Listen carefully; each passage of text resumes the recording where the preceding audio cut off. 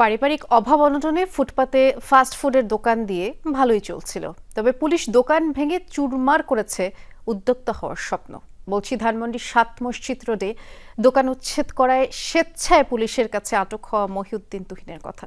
সামাজিক যোগাযোগ মাধ্যমে ভাইরাল মহিউদ্দিনকে রাতেই মুচলেকা দিয়ে পরিবারের জিম্মায় দেওয়া হয়েছে। আমি আর ম্যাগি স্বাদ ও ভালোবাসার দারুণ জুটি ফ্রম নেসলে। আমার ফ্যামিলি চলতে পারতেছে না, আমার রাস্তা নামা লাগছে ব্যবসা করতে।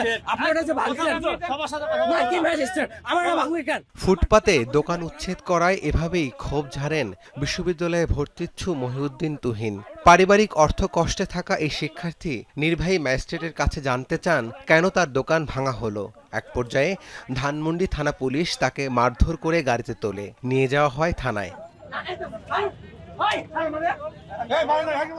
তাতেই নেট দুনিয়ায় শুরু হয় তোলপাড়।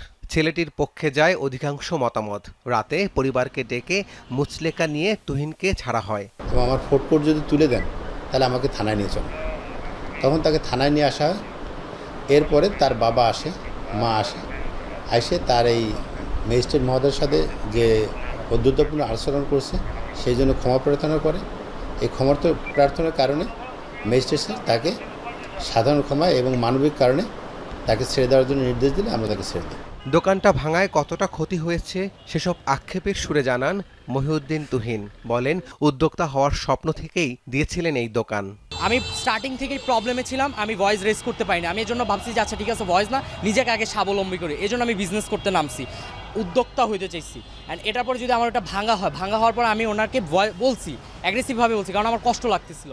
বলেন, দেশে চুরি ডাকাতি ছিনতাই যে হারে বেড়েছে পুলিশ সেভাবে নিয়ন্ত্রণ করতে পারছে না। প্রশ্ন তোলেন, যারা খেতে চায় তাদের সাথেই কেন বিমাতা সুলভ এই আচরণ?